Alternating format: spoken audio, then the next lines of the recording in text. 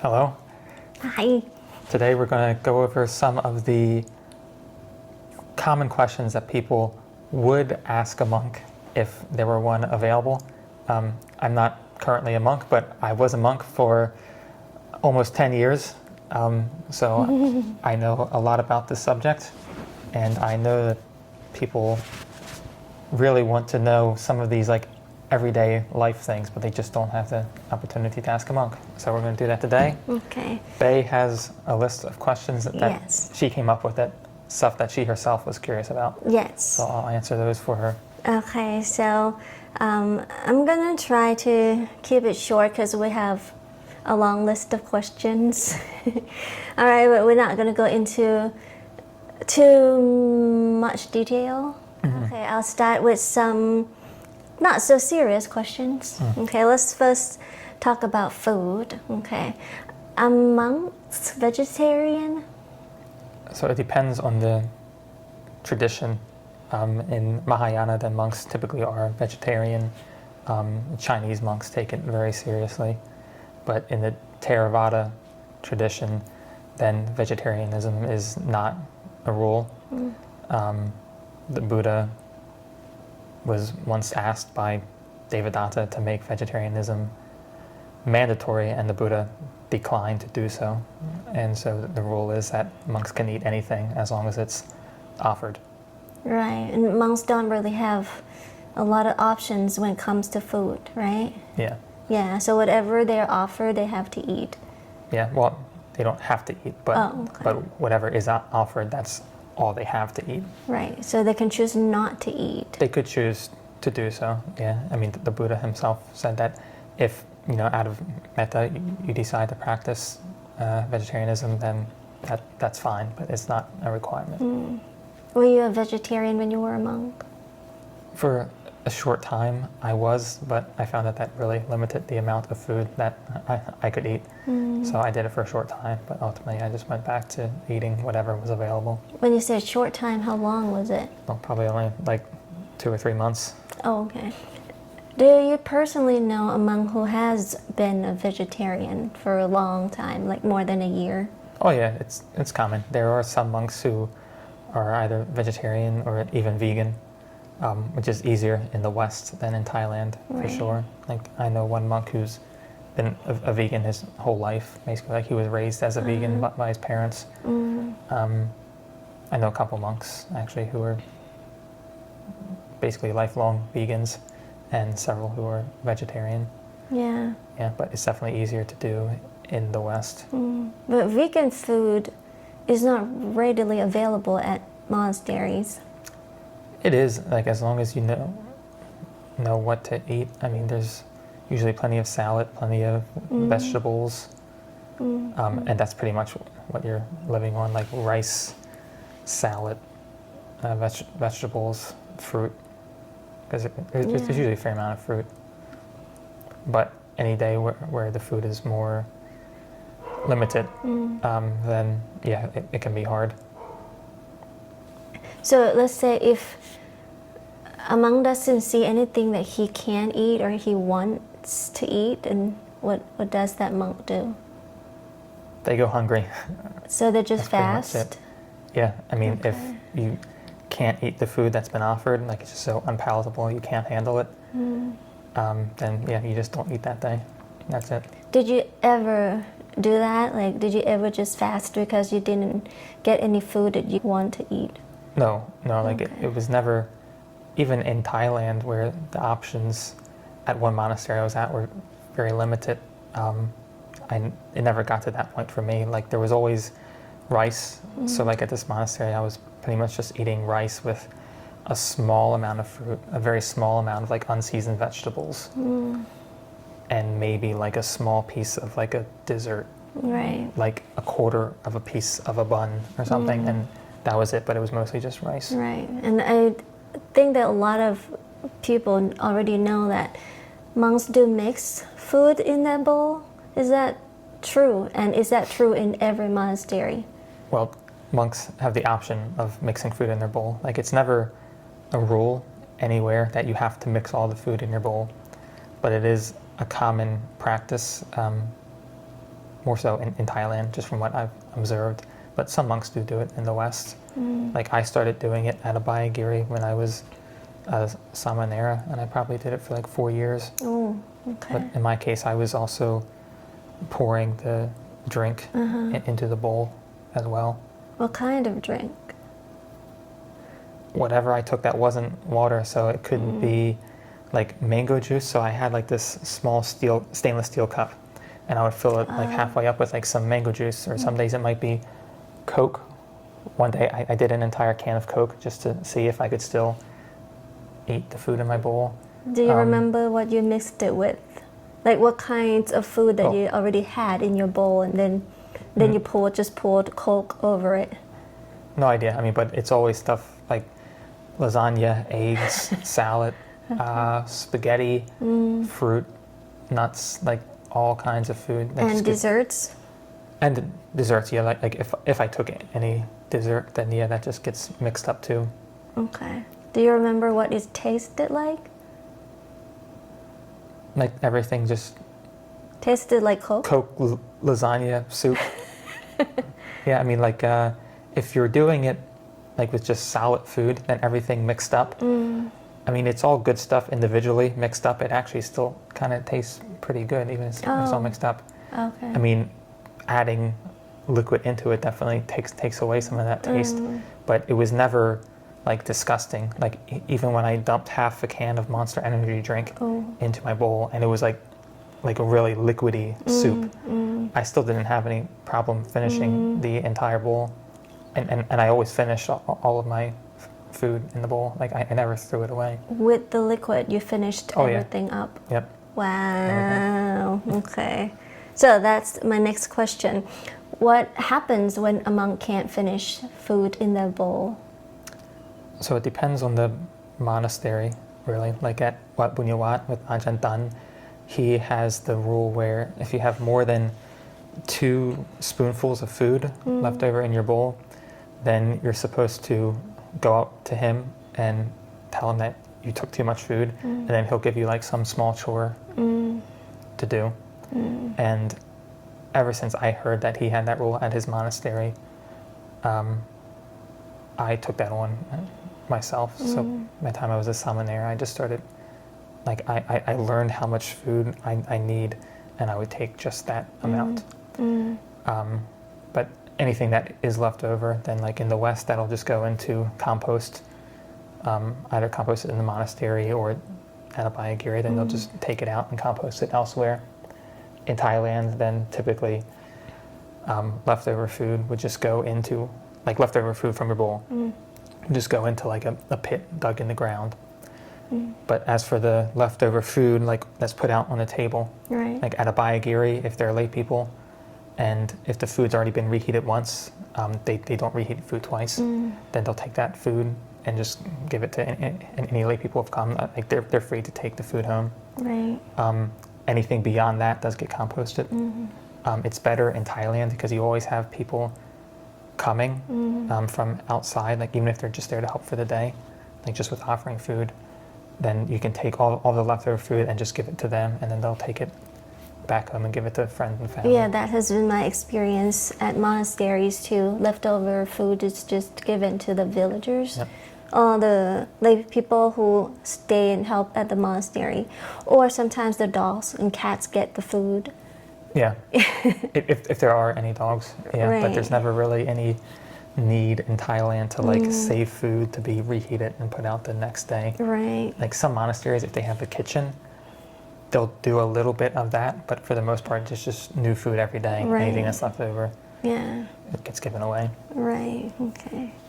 The next question is still about food, and I've heard, it may be true, it may be not, that monks are not allowed to just bite off like of a whole fruit or like a big piece of food or cake or whatever. That's definitely something that you will hear in Thailand. It also depends a lot on your interpretation, because the rule in the Vinaya is that you aren't supposed to eat from a lifted ball or lump of food, and some people take that to mean like if you have a piece of bread, that you have to break up the bread and then eat small bits from that.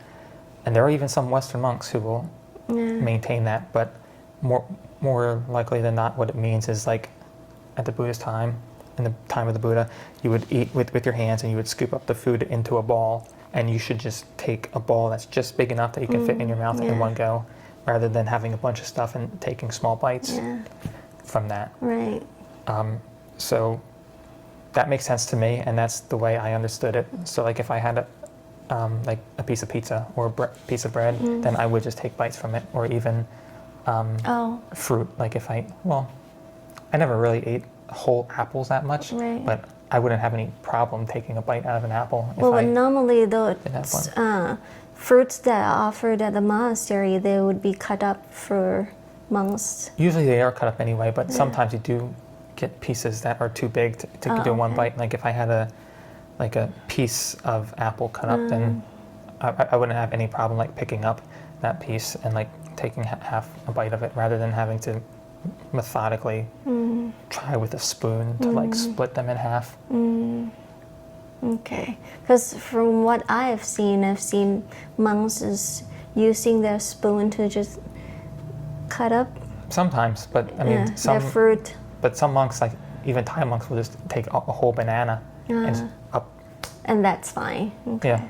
It's just manners, but it's not against any rules. It's more about manners. Right. Yeah. Okay. And I think you told me that you've seen monks using scissors to cut up the food.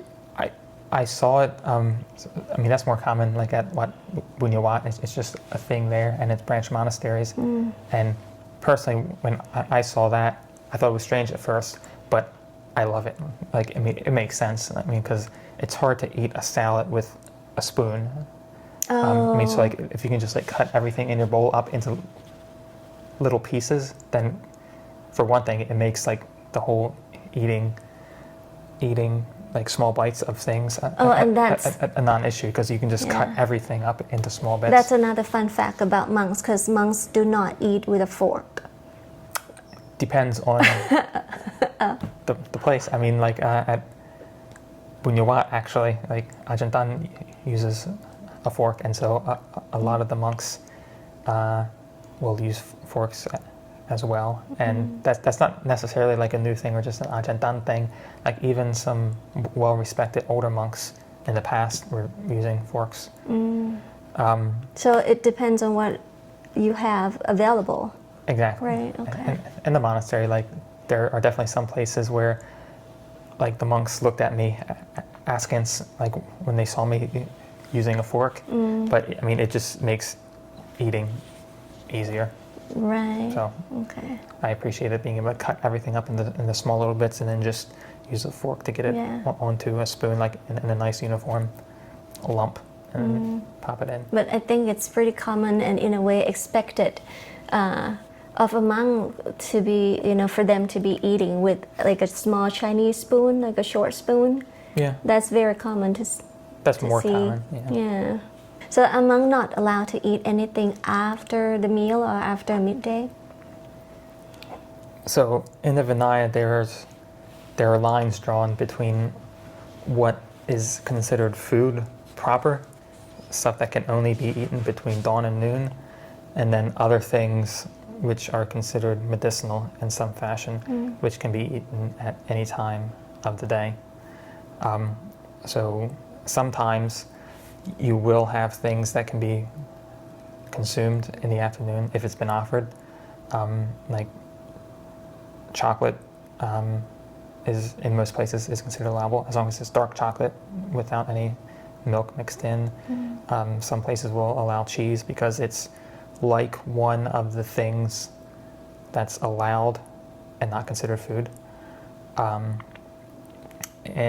it depends on the monastery and whether or not there's anything available. Like more often than not, your only option is like drinks, like juice drinks, right. like as long as it's just the liquid, not the whole fruit pureed up, like juice drinks or like a soda or something, or like cocoa, tea. Not so much stuff that can actually be chewed and consumed. So milk is certainly not allowed. No, milk's not allowed. curds. Any kinds of milk? Like we have soy milk, oat milk. So that depends on the monastery as well. Like in Thailand, soy milk, in the forest tradition, soy milk is not allowed. Like no kinds of milk, even if it's soy milk. In the West, it's taken that like soy milk is similar to, like you're allowed to have a juice that's made from like a bean, basically, but it's supposed to be just like the water. I'm not entirely sure how soy milk is processed. I'll just say that in the West, generally you're allowed to drink soy milk. In the forest tradition in Thailand, you don't have soy milk. Outside of the forest tradition, they definitely have soy milk, and they'll even have milk and ice cream and whatnot. But it's definitely a no-go as far as the forest tradition goes. Okay. All right. Now let's talk about something still related to eating and drinking, but on the plane. Okay. Right, because a lot of monks have to travel somewhere on a plane. Like you yourself went to see your mom or went to Thailand. Did you eat at all on the plane? So that just depends on where the plane is and what time of day it is at that time. So the rule just goes by where you are. And so even if you're in a plane flying over the Pacific, because of how the Earth rotates and how that works with your relationship to the sun, there are times where, you can't eat anything because it's never between dawn and noon. Yeah. So you just don't eat. So like oftentimes if you're flying from the U.S. to Thailand, then you just fast for more than 24 hours. Oh, okay. I mean, you're always fasting for 24 hours anyway. I mean, because it's 24 hours between meals. But then you can't eat beyond that even. Right. So for monks, it's not a big deal to just fast. No. No. Yeah, I mean, like sometimes they'll try to send you off with a bag of cheese and chocolate.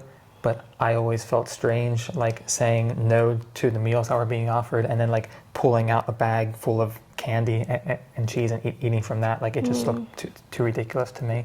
So I would just fast. So you would just tell the flight attendant no? No, yeah. And there was one flight I was on where they were quite concerned. I think that was an EVA flight, so perhaps they were familiar with some like Mahayana monks where they don't really pay attention to the rules between dawn and noon, so they can eat at any time. And they assumed the issue was just, I was concerned if it was vegetarian. Say, oh, well, it's vegetarian. Are you sure? No, why? Are you sure? Are you sure? And I said, no, that's okay. Right. I think I just told them that I'm not hungry. It's okay. But it's not like you're not allowed to eat. You actually... Oh, no, you're not allowed to eat. You are not allowed to eat. Like if it's not between dawn and noon, you can't eat. And it's difficult to tell time on the plane anyway. Well, like you have like the screen that tells you the local time where the plane is at. So there's that, and then you have to go by that. But then also you kind of have to like look outside and see if it's dark out. Because if it says 7 a.m. but it's still dark outside, then you still can't eat. So if you can see that there's light and it's not dark and it's not after 12, then you can eat. Then you can eat, and then can you choose what to eat? Because normally you don't ask for what kind of food you want. Well, in this case, like you have to make a choice. Right. So yeah, I mean, you can just ask for anything that's being offered. Oh, okay. So it's a misconception or a misunderstanding that monks can't ask for what food they want. Depending on the case, a misunderstanding. Because if something is being explicitly offered and you're being asked to make a choice, then you can definitely make a choice, state your preference. And that applies to drinks too. Yeah. Okay. So in your case, do you remember what kinds of food or drink you decided to have on your flights? Well, food, I don't know if I ever ate like an actual meal on a plane because it was pretty much always the wrong time when I was flying. Yeah. Drinks, just probably orange juice or water. Coffee? Never coffee because I don't feel like getting up to pee on an airplane because as a monk with the robe, like it's kind of difficult to have to put it on and get it out. And then I always felt like a bit of a spectacle on a plane, so I tried to just hold it in and just sit it out for the full like 13, 16 hours of the flight. So you never used the restroom on the plane? Maybe, I mean, like every now and then. So you did use the... There were flights where I used it, but usually I tried to not. Oh. Like I would try to not get up. Right. Well, we'll talk about... It's just too inconvenient. We'll talk more about using bathrooms later. More bathrooms. More bathroom stuff coming up. Okay, but speaking of flying, I want to talk about entertainment there. Because you just mentioned that you had to fly for over 10, 15 hours. Did you use in-flight entertainment at all? I did, yeah. Okay. I mean, because I can't sleep on planes. Like I've never been able to sleep on a plane before, and I find sitting in the seats to be incredibly uncomfortable. So it was a way to get through 16 hours of sometimes pretty intense discomfort and like hip pain caused by not getting up. Yeah, like I would watch movies to get me through that. And is that actually allowed? So it depends on your interpretation of the rule about not watching shows. I mean, definitely in the rule, it's more about not going to see shows like that are out in public because then people would see a monk going to see the show out in public, and it's kind of a spectacle, really. In general, I mean, you really shouldn't, like, it's not something you should be wasting your time on. But if you're, like, trapped in a tin tube, like, for hours anyway, and meditation isn't really going to happen very well for you in an environment like that, then it's sort of up to the individual. Yeah, because some people would think that you, as a monk, would be able to just meditate the whole flight. That would be nice. I can't. Okay. All right. Let's talk about the seating situation. You probably can't really choose who's sitting next to you on a flight, right? So it's okay for a monk to be sitting next to a female? Strictly speaking, by the rules, yeah, it's fine. There's no problem with it. I mean, the seats are separate. You aren't on the same seat together, so that's fine. I think for Thai people, it's definitely seen as an issue. And like if a Thai woman ended up sitting next to a monk on a plane, then the woman would probably ask to move. But as a monk, you don't really want to impose your rules on the people around you. So it would, among monks, it would be seen as pretty poor form to like ask to be moved to a different seat. Yeah. Like you would just sit where you're assigned. Whoever's assigned to sit next to you, they sit there, and you just watch your own mind. Right. Okay. And I have a question related to traveling, or not flying in particular, but traveling in general. Because from my understanding, monks don't use money. So where did the money come from? How did you buy plane tickets? Lay people handle it. Yeah, I mean, monks don't have anything to do with the money. So in the case of, like, say, going to visit family back home, then there was a lay person who I knew for quite some time, and they just offered a ticket for me to go home to visit family. And then all other times, the second time I went home to visit family, then I just had to ask my mom for a ticket, because you're allowed to ask family members for stuff. They don't have to offer first.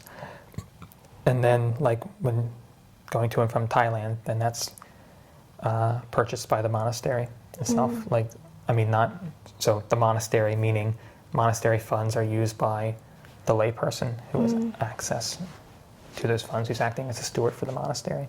And the money comes from donation, Yeah. right? Yeah, the monastery doesn't have any like income. We aren't selling anything. We aren't investing in stocks or anything. Yeah, all of the money has just come from donations. And the money belongs to the monastery, not to an individual monk. So the monastery, money is always difficult. Strictly speaking, the money belongs to a foundation, which is run by lay people. But I believe the way it's set up is a monk is the president of the foundation. So, or like the foundation has to like consult with the monk. I don't know. Like it's set up so that the monks aren't really like owners of the money, but that money belongs to a foundation which has to consult with monks before it's used. So it's a way to keep the monks separate from the money, but also not open it up to the corruption of like it being entirely within the realm of the lay people, because then, as sometimes happens, if it's entirely controlled by the lay people, you get a bad lay person who just runs off with everyone's money. That's happened. So the money that comes in or goes out has to go through a committee or a board of. Well, like it's not like every expense like has to be voted on.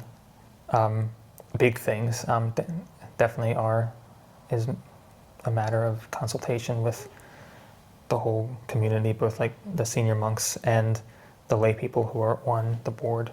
But like smaller purchases, like it's just sort of up to the monks. Like if the monks need something for the monastery, like to repair something, then the steward will give the card to like a lay person to go out and get something. Or if a monk needs to go somewhere, like to visit a family or to a hospital, then that monk can request for the money to be given? For the hospital, yeah. For family, that's usually just the monk's family will pay for it. Like if there was a case where a monk's family couldn't pay, then a monastery would probably foot the bill. Right. Okay. But usually it doesn't happen. So how did you communicate with your family while in the monastery and you didn't have your own mobile phone? So there are, like at Abhayagiri, then there are some computers that can be used at certain times of the day, for like a limited period of time. So I could use that to email my mom and stay in touch with her. Or there are like landlines. Monasteries are probably some of the few places that still use landlines.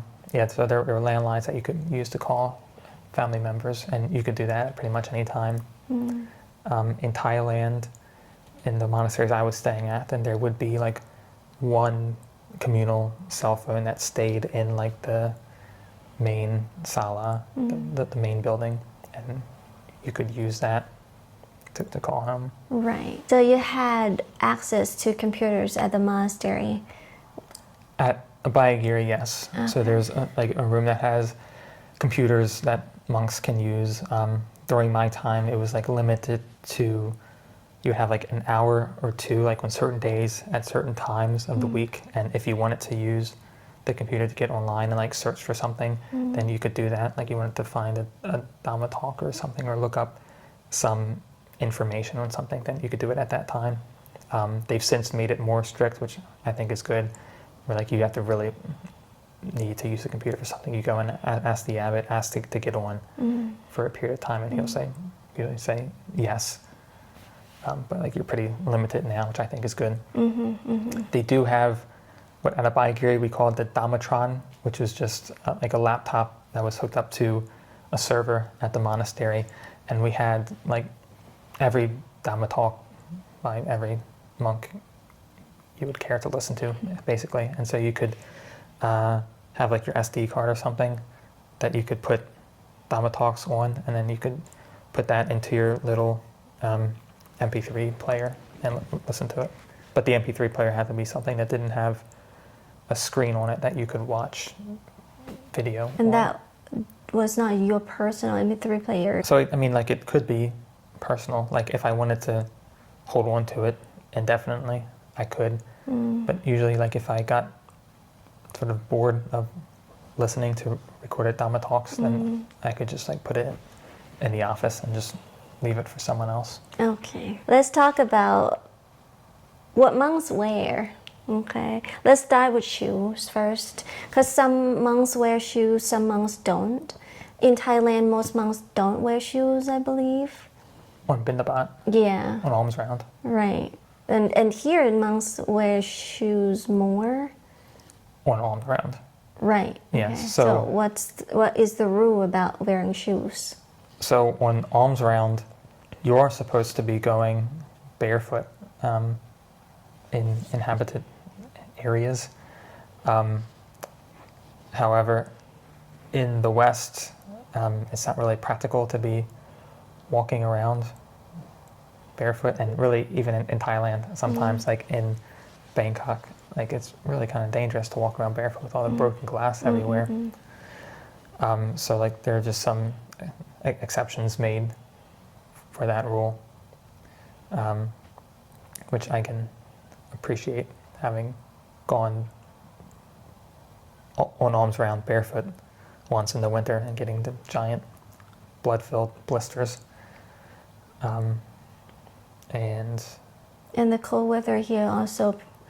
oh yeah, I mean you would have to be pretty stupid, I mean, to go on alms round barefoot, or to go anywhere barefoot, like in the harsh winters sometimes that you see, like up in Washington or something. Right. Okay. Now let's talk about underwear, because I think a lot of people, me, I wanted to know, and I actually asked you about this before, but I want to ask again just for the viewers. Do monks wear underwear? So this is actually a common question. I mean, Bae isn't the first person to have ever asked me this. Generally, unless it's quite cold in the West, then the monks aren't wearing anything underneath the lower robe.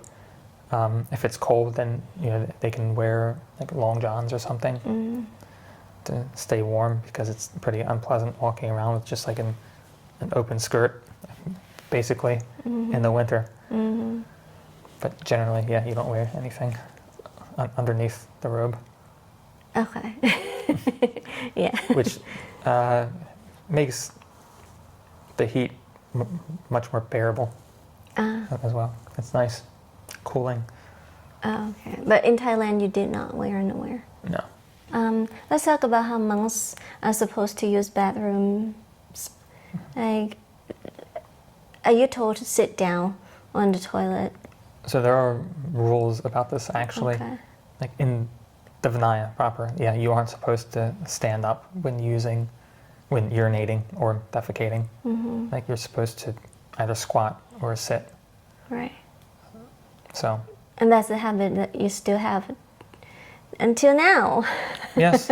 Yeah. I mean, I firmly believe that every man should be sitting to take a piss. I mean, it just makes sense. I mean, when I got to the monastery and started using the same bathrooms as the monks did, so like only the monks were using these bathrooms, it was like 20 guys using 2 toilets, and the bathroom never smelled of urine because everyone sits down, so there's no urine splashed everywhere. Okay. Yes. Yeah. Sit down, guys, come on. And I was not surprised that when I learned that he does that, because knowing him, knowing that he had been a monk for a long time. So, yeah. Okay. I also want to know about how monks sleep usually, because I would expect to hear that monks sleep on the floor or on a mat or something. How do monks actually sleep? You might get tired of hearing this, but it depends on the monastery.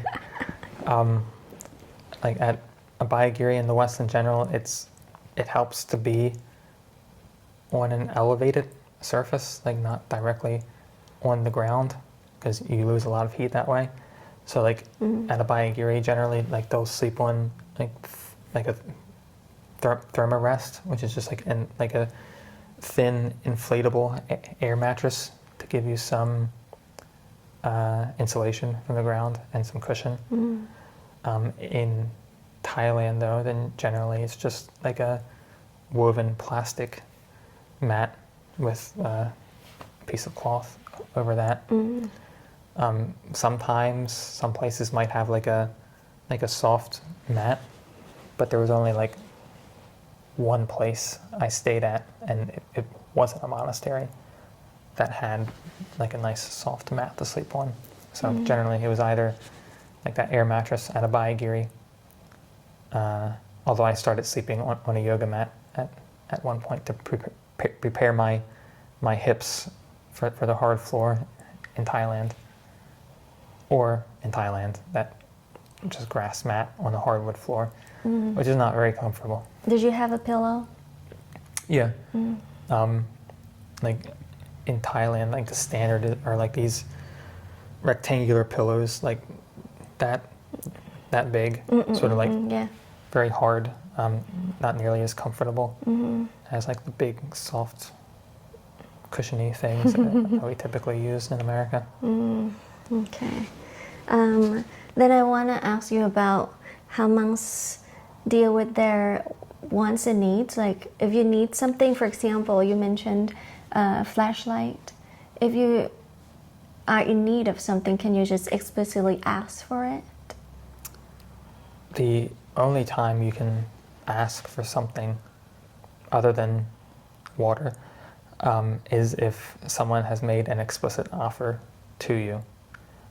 So like if I had a flashlight that was sort of giving out on me, and no layperson had offered to like get something for me that I need, then I wouldn't be able to ask anyone for anything. So this is where the practice of contentment comes in. Like you're really forced to practice contentment as a monk, because you don't, like if you want something new, well, you just don't get it, really. Yeah, I mean, like you only have access to what people have offered. That's it. And if it's not available, then you just have to content yourself to go without. Yeah. And that should help with the desires that you have, right? Oh, yeah. Yeah. I mean, living life as a layperson now, like I feel like I'm living life on easy mode compared to life as a monk. Yeah, I mean, like life is pretty easy for me as a layperson compared to a monk. Yeah. So let's say if you had a desire, what did you do with it? It depends on what the desire If you could was. I mean, give an the most example. obvious desire, of course, is sexual desire. Like that's something that most monks struggle with at some point, typically early on in their monastic life. And the most important thing for me early on in dealing with it was to really pay attention to it arising, and then keep looking at it and keep paying attention to it as it subsided, and keep paying attention to it as that desire finally disappeared.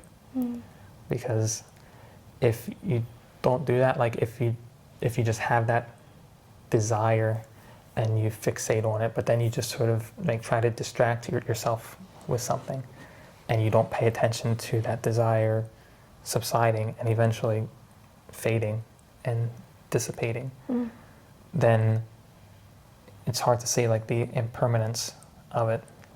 So like if you pay attention to the desire for its entire duration and see it dissipating, then that's very helpful. And beyond that, like for sexual desire, then you have asubha, like death contemplation, corpse contemplation, stuff like that.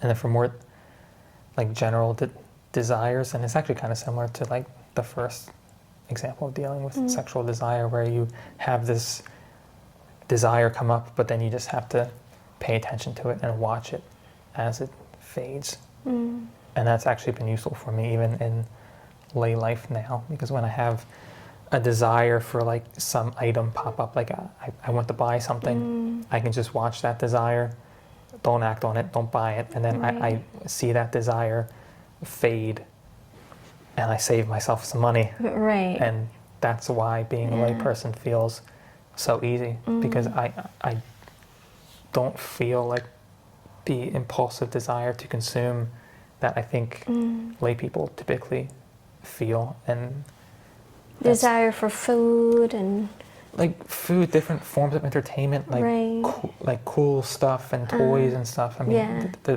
gadgets, yeah, like the stuff that makes you feel like you don't have enough money because you can't buy the stuff you want.